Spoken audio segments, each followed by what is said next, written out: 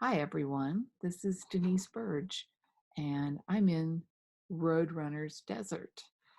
Very happy. Hopefully, Wile E. Coyote won't come and get me, but I'm glad that Evan invited me over to talk with you about what I teach in 2D animation.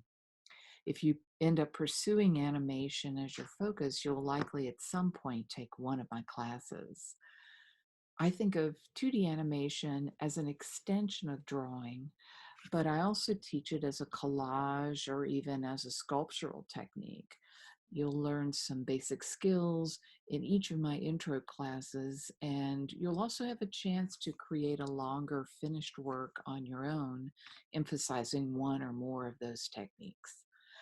You'll also have opportunities to seek out techniques on your own and incorporate them into your finished project if you like. So in fine arts, we offer 3 classes in 2D animation. We have a frame animation class, which uses Photoshop. We have a tweening animation class, which uses After Effects.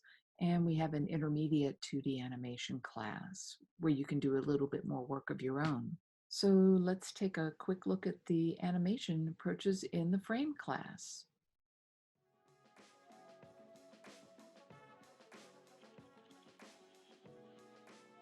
So with photo animation, you may be familiar with this technique where you see objects moved around frame by frame on their own or in combination.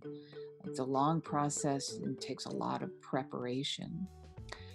This girl took a book and kind of brought it to life, which I thought was really cool. And here you have your sort of traditional clay animation with a little twist.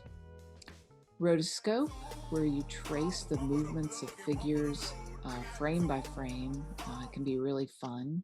And you can also take out details and make it more graphic and simple. You can play with all kinds of different approaches. You can even make it very painterly. In drawing, you can create your own characters or your own spaces. You can also, of course, work extremely abstractly.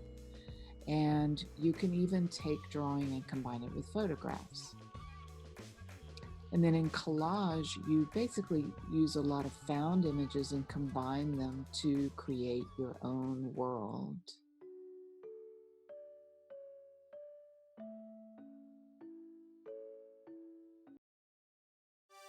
So I also wanted to show you some individual projects, examples of finished works that students do for their final projects in each class.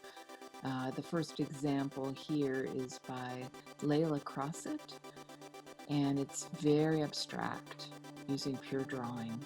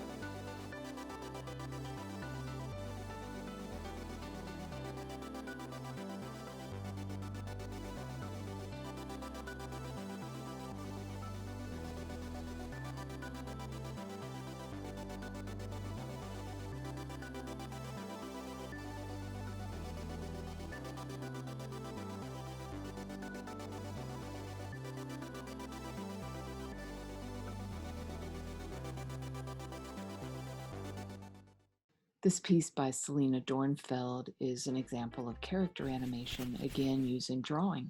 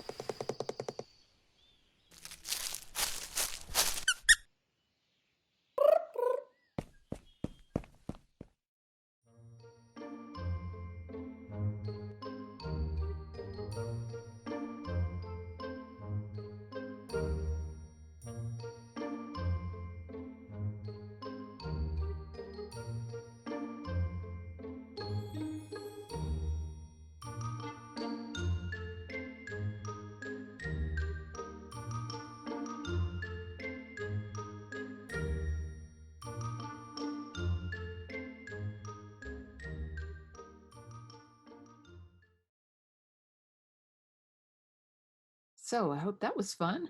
Um, that class requires a lot of work, a lot of hours. But if you're interested in animation, you might find that you really enjoy that sort of work, and it's very rewarding.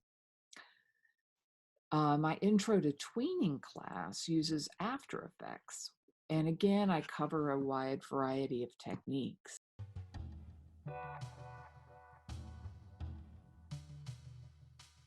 So here we see some basic shapes, and he's created quite a complex world and transformed that shape into a figure that ends up getting up and walking. He had a lot of fun with that.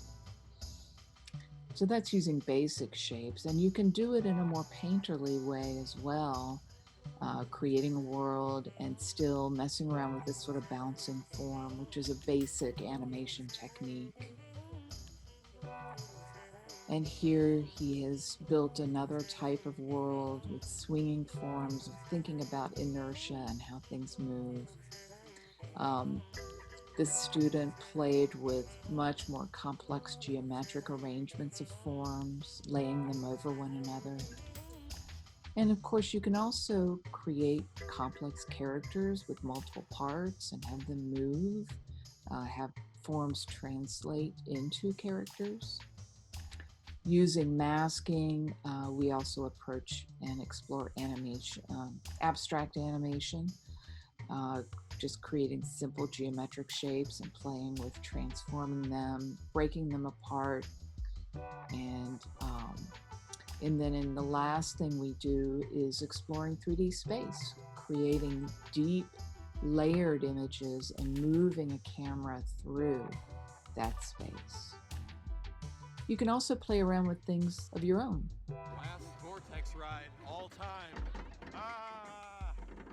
Switch. Where do I switch?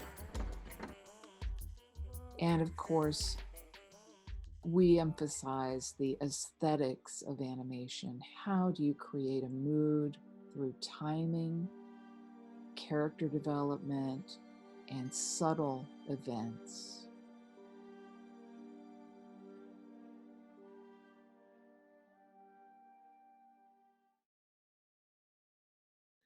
So once again, I wanted to show you some examples of final projects from my tweening class. This first piece by Natalia Orozco is about dyslexia. As I read, text falls, expands, rotates, fragments, disperses. A choreography whose steps are constantly changing is unpredictable. It becomes a labyrinth. I travel letter by letter. I get lost between its paths. I return. There is no way out. Just another way. Another loop of reading. Back and forth an unpredictable choreography whose steps are constantly changing. I see. I advance. Next block. I read. I get lost. How much time does a text cover? How many readings cover a block of time? Time like text is fragmented, intertwined and mutating.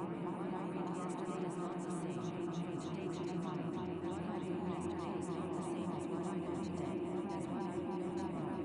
Yesterday and tomorrow I know. Today I don't know. My mind delays. Text is mischievous. Static. From side to side. Send them. Throws them. Left. Gets me. It looks for others. It often replays. Gets more. Searches for others. Does don't come to me. Pieces of text puzzles that do not end. There are lost pieces. Others moved. Priority lost on the short text. Free beginning. 4 paths. 2 loops. Maze. I go back to the beginning.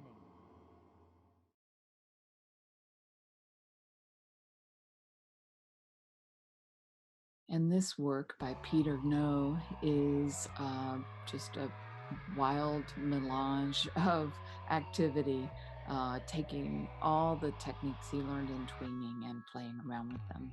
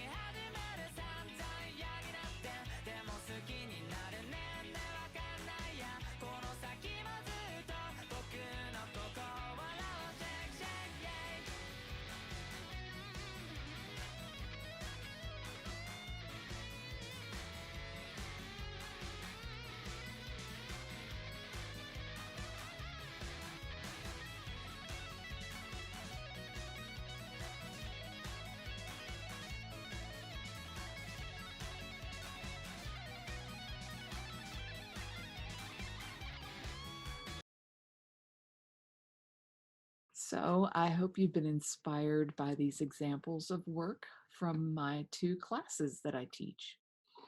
And I'll be teaching intermediate 2D animation for the first time next summer. The plan is to make that class a combination of a deeper study of movement and also some readings about animation as a physical and a cultural medium, and again, a chance to give students to explore more deeply their own vision and their own interests. So, okay, um, I will hand it back to the real me, in just a second. Thank you.